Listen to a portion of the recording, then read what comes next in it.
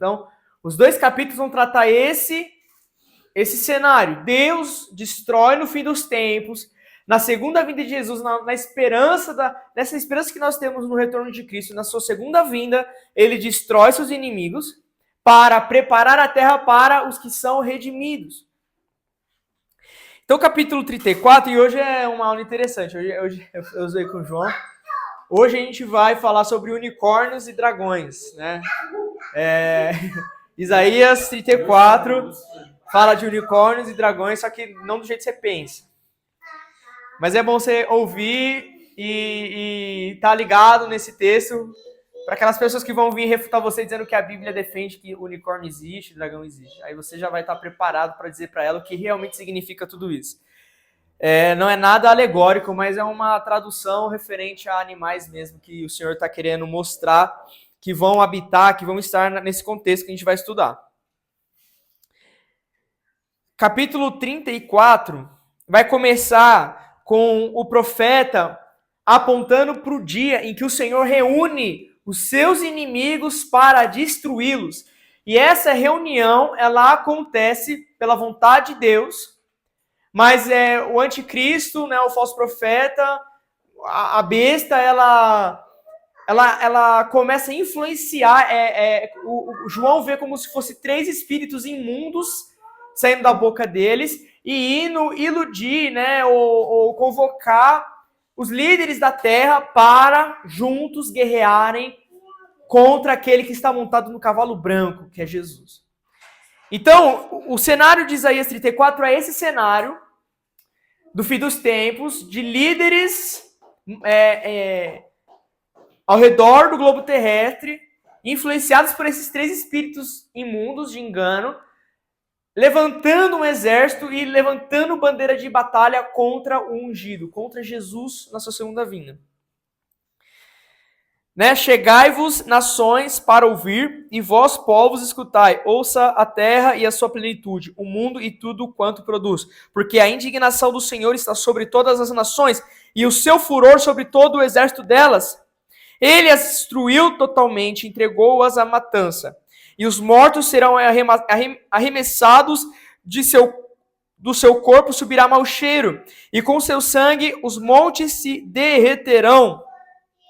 Quando a gente, no milênio, presta atenção nisso, no milênio, quando nós formos até o trono de Jesus para ser ensinados, discipulados, porque na segunda vinda Jesus, ele assume o seu trono em Jerusalém, ele senta no seu trono em Jerusalém, ele reina por 1000 anos, e nesses 1000 anos, quando a gente for subir para Jerusalém, para ouvir a palavra do Senhor pela boca de Jesus, nós vamos encontrar no meio do caminho cadáver.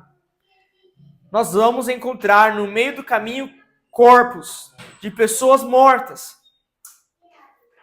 E esses corpos serão dos inimigos de Deus. Então, esse é o cenário, essa é a viagem até o trono de Deus. Nós vamos ver no meio do caminho o que restou do juízo de Deus. Depois tem outra profecia que fala, né, que haverá um mutirão para enterrar esses corpos. Mas o cenário é esse, é Jesus destruindo seus inimigos e caminhando para o seu trono. E aí vai falar versículo 4, e todo o exército do céu se gastará, e os céus se enrolarão como um livro, e todo o seu exército cairá como cai a folha da vide, e como cai o figo da figueira.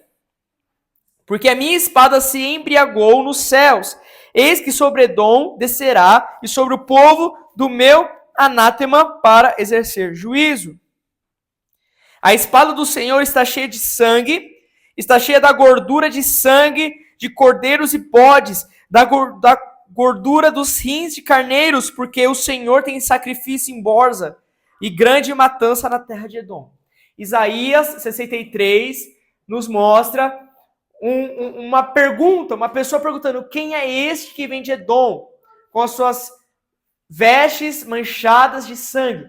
Porque Jesus, ele vem de Edom destruindo seus inimigos. Só que essa batalha não começa na terra. Essa batalha começa nos céus, e todo o exército do céu se gastará, e os céus se enrolarão como um livro, e todo o seu exército cairá como cai a folha da vide, como cai o figo da figueira. Isso aqui pode estar falando dos juízos de Deus no fim dos tempos, porque até a quarta trombeta, se eu não me engano, ali em Apocalipse 8, a gente vai ter as estrelas ainda nos céus. Entretanto, em Apocalipse 6, a gente vai ver que no sexto selo, um grande temor de terra, o sol se torna negro e a lua torna-se como sangue. No versículo 13, as estrelas do céu caíram sobre a terra. Então, esse evento de Isaías aqui, que ele fala que todo o seu exército cairá como cai a folha da vide, como cai o figo da figueira, ele pode estar falando de Apocalipse capítulo 6, versículo 13, é onde as estrelas dos céus cairão, vão ser meteoros, né, fogo do céu caindo sobre a terra na grande tribulação. Mas a gente ainda vai ver que na quarta trombeta ainda existem estrelas nos céus. Então depois disso a gente pode talvez ver todas as estrelas caindo, mas a gente sabe que na grande tribulação as luminares do céu são abaladas, né? A lua e o sol perdem seu brilho e as estrelas caem e as estrelas também perdem seu brilho. Mas também pode falar de uma batalha que vai acontecer no fim dos tempos que muito cristão acha que já aconteceu. Muito cristão acha que Satanás já foi lançado por terra junto com seus anjos. Satanás não foi lançado por terra junto com seus anjos. Esse evento, ele é escatológico, né? Se for em Apocalipse 12, Apocalipse 12 vai dizer, no versículo 7, que no fim dos tempos vai ter uma batalha de Miguel e seus anjos contra o dragão. Versículo 8 vai falar que eles não prevaleceram e Satanás e seus anjos não acharam mais lugar no céu. E eles foram lançados por terra. O texto bíblico vai falar: ai dos que habitam na terra e no mar, porque o diabo desceu a vós e tem grande ira, sabendo que já tem pouco tempo. Então, a queda de Satanás e dos seus anjos acontece no fim dos tempos. Ele está agora no mesmo cenário de Jó. Ele se apresenta diante de Deus para falar de Jó. E o texto bíblico fala que ele, até o momento da sua queda, está diante de Deus. Satanás está diante de Deus acusando os santos. Quando em Apocalipse 12, Satanás ele perde essa batalha junto com seus anjos e não encontra mais lugar no céu, porque Miguel e os anjos batalham com ele, tem um cântico dizendo: agora vem o reino, a glória e o poder do nosso Senhor, porque aquele que acusava os santos diante de Deus dia e noite foi lançado na terra. Então no fim dos tempos acontecerá essa batalha e então no fim dos tempos Satanás e seus anjos cairão. Então essa batalha de Isaías 34 começa no céu. Essa batalha de Miguel e seus anjos contra Satanás e seus anjos. Satanás e seus anjos não encontram mais lugar nos céus. Eles são jogados por terra. A palavra de Deus vai dizer em Apocalipse 12 que ele vai estar irado, porque ele sabe que ele tem pouco tempo. Esse pouco tempo é 3 anos e meio. Ele vai cair em terra e ele vai agir em perseguição contra Israel. Tudo isso em Apocalipse 12. Ele vai perseguir Israel. Só que Deus já preparou um lugar no deserto. E ele vai usar a igreja, a terra, para proteger essa mulher que é Israel. Só que quando Satanás vê que não consegue matar e perseguir a Israel, ele estende a sua perseguição para os outros habitantes da terra, que carregam o nome do Senhor, que é o restante da igreja gentia. Esse é o cenário do fim dos tempos. O cenário do fim dos tempos é como começa a perseguição dos cristãos. A perseguição dos cristãos no fim dos tempos começa primeiro com a perseguição dos judeus. O exército, o governo do anticristo começa primeiro perseguindo a mulher Israel.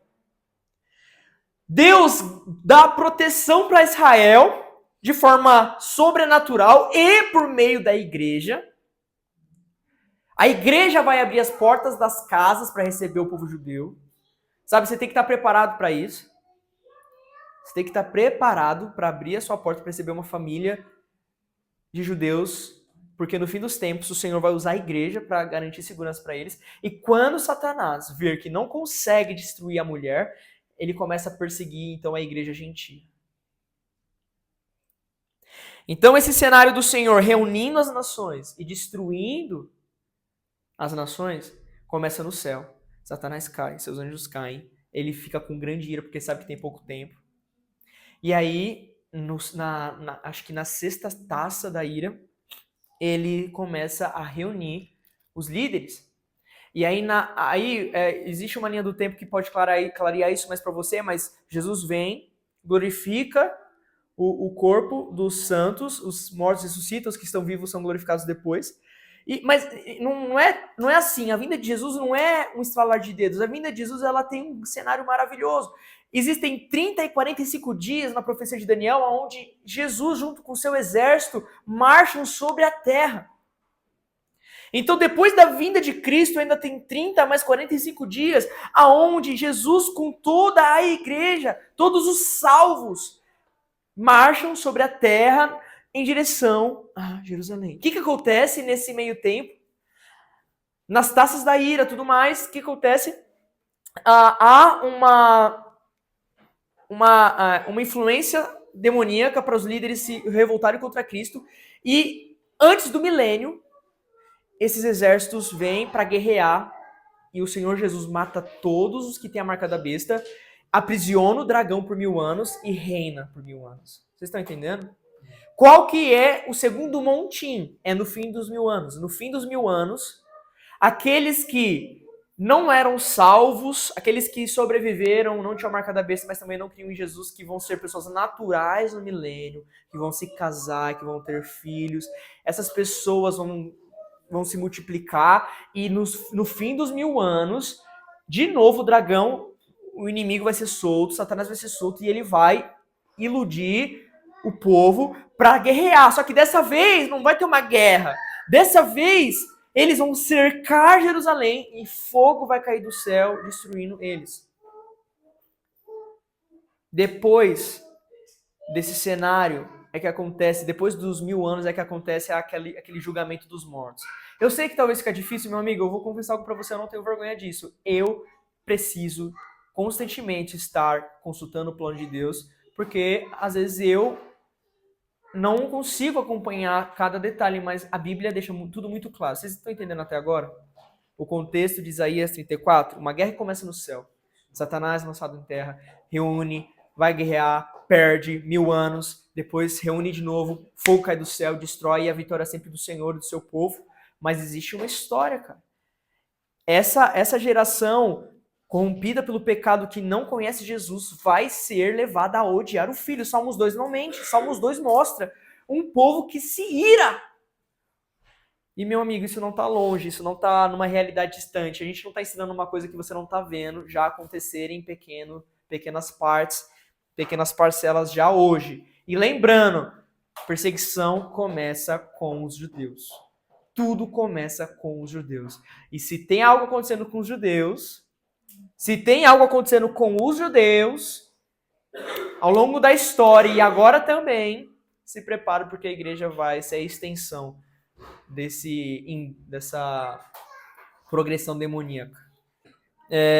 Isaías 34, então, vai começar assim, esse cenário do Senhor reunindo, ele reunir para destruir. E aí vai falar, né, meu amigo, versículo 7, em algumas bíblias vai estar escrito unicórnio, mas é um animal selvagem, tá? É um animal com chifre. Unicórnio se tornou uma mitologia depois da referência histórica de que unicórnio é um animal selvagem, de chifre, enfim. Não tem nada com a mitologia. Até na tradição católica, o unicórnio representa outra coisa que depois se tornou mitologia, tá? E depois você vai ver dragão também no versículo Versículo 13, mas dragão também é serpente, é tipo um réptil, são animais selvagens. O que Deus está querendo dizer? A consequência da destruição dos seus inimigos é que essa cidade, a cidade de Edom, não vai ser mais habitada. Mas o fogo dessa cidade e a fumaça dessa cidade vai queimar para sempre. Essa cidade nunca mais vai ser habitada. O texto profético aqui dá o mesmo destino para Edom que Sodoma e Gomorra tem. E Edom fica ali próximo, né? Mas o mesmo destino que Deus tem para Sodoma e Gomorra, que é queimar ela para sempre, é o de Edom, destruição. E o que a gente vai encontrar não é pessoas morando lá, mas animais selvagens, animais habitando naquele lugar.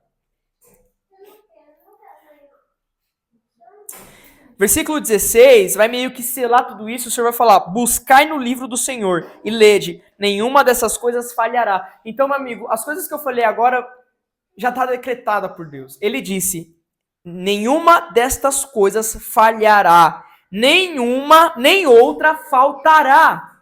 Tudo que está escrito aqui em Isaías 34 vai acontecer com Edom. Vai acontecer com o exército que vai se unir para tentar não deixar que Jesus assuma o trono. Porque, meu amigo, vai ter uma grande ira, que a gente já vê hoje, mas em uma escala inimaginável, contra o Filho de Deus e o seu governo. A grande tribulação não é uma coisa que acontece e o ímpio vai ficar assim, não estou entendendo o que está acontecendo. Por quê? Conforme as coisas na grande tribulação acontecem, eu e você somos responsáveis por dizer: eis que o reino do Senhor está vindo, ele vai abrir os selos, ele vai tocar as trombetas, ele vai derramar as taças. Então o povo vai estar ciente. Ele não vai estar, desapercebido. Nossa, são coisas naturais. Vai ser um tempo como nunca se viu antes e nunca vai se ver depois. E eles vão ter ódio de Deus. Ódio de Deus. E eles vão tentar se unir para não deixar com que Cristo... Eles não querem o governo de Cristo, eles não querem Jesus no trono. Por que que tudo isso vai acontecer? Versículo 16 ainda. Porque a sua própria boca ordenou e o seu Espírito mesmo as ajuntará. O próprio Senhor vai ajuntar esse exército e o Senhor vai destruí-lo também. E o capítulo 35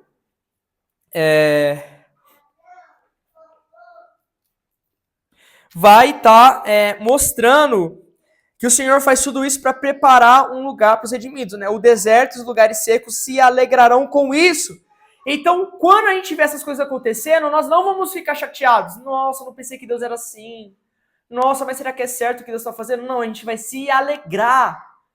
Porque a gente sabe que Deus está destruindo, não é pessoas equivocadas, são pessoas que se opõem à verdade do Evangelho diante de 3 anos e meio de tentativas de convencê-las. Tem juízo em Apocalipse que a Bíblia diz que eles não vão se arrepender dos seus pecados, dos seus homicídios. Não importa o que vai acontecer, eles vão ainda continuar nos seus pecados. E o que vai acontecer? O deserto e os lugares secos vão se alegrar, né? Versículo 2, florescerá abundantemente e também regozitará de alegria e exultará. A glória do Líbano se lhe deu, bem como a excelência do Carmelo e de Saron. Eles, presta atenção nisso, eles verão a glória do Senhor, a excelência do nosso Deus. Cara, você tem que entender que a história do fim dos tempos é uma grande narrativa bíblica que o próprio Deus é diretor. E nessa narrativa bíblica, em todo esse cenário, cada página, cada capítulo da história que nós estamos inseridos, a expectativa é todos os holofotes virados para a glória de Deus e a excelência do nosso Deus manifesta em cada uma das suas ações.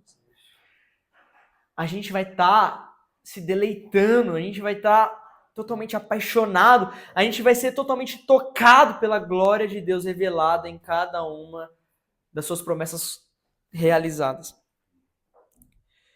Olha só o conselho bíblico no versículo 3. Confortai as mãos fracas e fortalecei os joelhos trementes.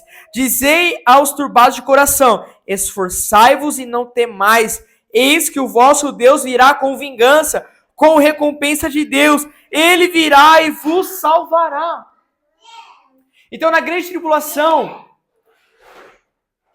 no tempo de dificuldade, no tempo de aflição, qual que é o conselho bíblico, meu amigo? Você devia anotar isso no fim da sua Bíblia, principalmente você que quer viver discipulado, você que quer liderar e discipular alguém. Quando alguém estiver fraco, quando alguém estiver trêmulo, quando alguém estiver desesperançoso com os acontecimentos da história, você vai falar assim: esforçai-vos e não temais, porque o nosso Deus virá com vingança, com recompensa. Ele virá e nos salvará. Qual é o conselho mais efetivo para o coração humano trêmulo, amedrontado e desanimado? Eis que o nosso Senhor vem. Cara, terapia ajuda? Ajuda. Conselho de sabedoria ajuda? Ajuda. Ajuda muito. Mas o que realmente tem efeito na vida do cristão em relação a tudo isso? Eis que o seu Senhor vem com vingança, recompensa e salvação. Quando alguém estiver dizendo para eu, cara, você esqueceu que ele está vindo com vingança? Ou seja, todos os inimigos vão receber o que eles estão buscando. Ele virá com recompensa. Cara, a nossa fidelidade, a nossa fé, a nossa busca, a nossa entrega vai ser recompensada quando ele revelar a sua glória. E ele virá com salvação. Então não tema, porque ele garante que nenhum fio dos nossos cabelos vai se perder. Isso não fala de morte física. Isso fala da salvação da nossa alma, porque nós não devemos temer o que pode matar o corpo, nós devemos temer o que pode matar a alma. Então, quando Jesus fala, nem um fio de cabelo dos que são meus vai se perder, ele está querendo dizer, até morto, até torturado, até esquartejado, até esmagado, até... seja lá qual vai ser a morte na perseguição, eu não vou perder a alma deles, e eles estarão comigo, não conhecerão a segunda morte. Então, qual que é a consequência? Então, os olhos dos cegos serão abertos.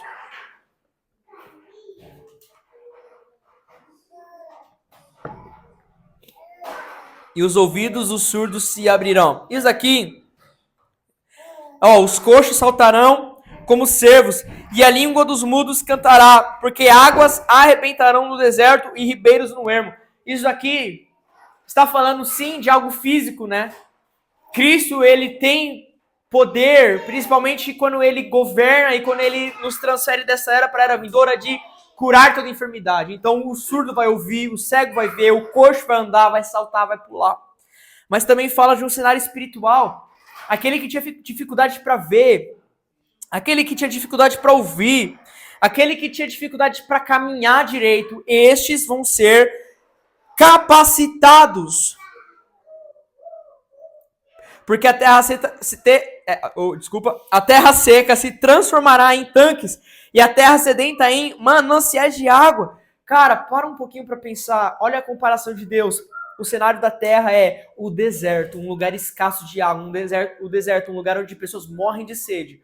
Um deserto onde você só vê terra, areia, areia. Você não vê nada no horizonte, só areia. Você vai ver que num lugar onde não havia mantimento, vai se tornar um manancial. E ali, haverá um caminho que se chamará o caminho santo. E esse caminho é o caminho quando Deus reúne dos quatro cantos da terra o seu povo para ir para a terra prometida. E ele fala, haverá um alto caminho, um caminho que se chamará o caminho santo. O imundo não passará por ele, mas será para o povo de Deus. É muito comum você ver na profecia bíblica um caminho sendo feito pelo próprio Deus, como ele fez no Êxodo com Moisés. Deus, ele abriu o Mar Vermelho para o povo passar, e no fim dos tempos, Deus, ele vai abrir estradas para o povo judeu voltar para a terra prometida a Abraão. E nesse caminho, até os loucos não vão errar a direção. Vai ser um caminho reto, um caminho seguro. Animais selvagens não vão atacar o povo de Deus. E o imundo não passará por ele. Será um caminho feito pelo próprio Senhor, para que o seu povo herde a terra, seja salvo e viva as promessas de Deus. Um caminho seguro, um caminho para o povo de Deus, um caminho que até o louco não vai errar. Não haverá leão, nem animal feroz, nem se achará nele esses tipos de animais, mas os remidos andarão por ele. E os resgatados do Senhor voltarão e virão a Sião com júbilo. A alegria eterna haverá sobre a sua cabeça. Gozo e alegria alcançarão, e dele fugirá a tristeza e o gemido. O que o Senhor vai fazer com o seu povo no fim dos tempos? Ele vai derramar sobre a cabeça do seu povo alegria. Alegria eterna sobre as nossas cabeças. Nessa era presente, nós não temos alegria eterna. Nós não temos paz ainda eterna. Tudo ainda é já e ainda não, né? A gente já prova, mas a gente ainda sofre. A gente ainda é acometido por preocupações, por coisas que nos ameaçam, enfim. Mas naquele dia, cara, qual é a certeza? Deus vai derramar sobre a nossa cabeça a alegria eterna. E sabe do que eu lembro? Hoje eu vi uma coisa, né? Aquele povo que foi sequestrado pelo outro povo, né? E aí acharam alguns reféns vivos. E aí foram levados de volta para casa. E aí tinha a alegria na frente da casa daquela pessoa. Sabe? Um povo se reuniu com bandeira, com instrumentos, estavam se alegrando por causa de um refém que voltou vivo. Você sabe do que eu estou falando, né? No fim dos tempos, isso daí será encontrado em escala global. Imagina, 3 anos e meio de perseguição contra o povo judeu, 3 anos e meio de perseguição contra a igreja. E meu amigo, eu acho que eu vou pedir pro Tiago cortar essa parte, mas eu preciso falar. A gente estudou há um tempo atrás que o anticristo, ele era de origem islâmica. E hoje o que a gente vê é um grupo terrorista se mobilizando, como sempre fez, para destruir o povo de Deus. Uma etnia inteira, né? Uma nação inteira. Meu amigo, não tem sinal, apontamento profético no noticiário mais claro do que esse. Um grupo terrorista palestino perseguindo o povo judeu, matando, mas ao mesmo tempo, aqueles que são encontrados vivos, há alegria em Israel quando volta uma pessoa viva. No fim dos tempos, 3 anos e meio de perseguição, 3 anos e meio de aflição, ao mesmo tempo que o Espírito está nos capacitando, a gente vai ser ainda pessoas que não têm corpo glorificado na grande tribulação. Então a gente vai sofrer sim, mesmo com alegria, a gente vai ver a tristeza. Só que quando Jesus vem, é cântico, júbilo, dança, alegria, porque Deus deu fim àquele período e deu início ao seu governo, deu início ao que ele está fazendo. E aí a gente vai ter de verdade sobre a nossa cabeça alegria eterna. O que você tem que pegar dessa aula de hoje? Deus, ele é um Deus fiel. Independente do que vai acontecer na história, o fim da história é o seu povo feliz, com júbilo, cantando alegre, louvando o Senhor. Amém? Obrigado, Senhor, pelo texto de hoje, pela aula de hoje. Obrigado pela clareza profética que o Senhor tem nos dado. Por favor, Senhor, nos permita viver esses dias na nossa geração. Por favor, nos permita viver tudo isso, porque eu não quero ficar de fora.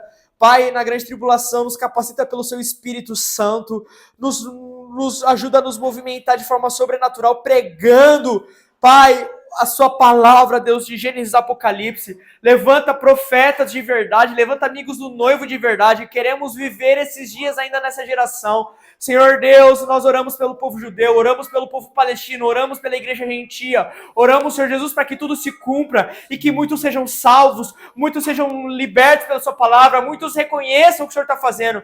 No nome do Senhor Jesus, obrigado, porque o Senhor tem nos colocado diante dessas situações com olhos abertos e clareza. Tira a cegueira espiritual, tira, Senhor, a surdez espiritual e revela o plano profético do Senhor para o fim dos tempos. Por favor, nos levanta como mensageiros ousados, com ousadia para pregar o que estamos aprendendo aqui, no nome de Jesus. Não permita que aqui cresça, nem nasça curiosos, mas, Senhor, faça desse campo um campo fértil de pessoas maduras e fiéis à sua palavra. Amém.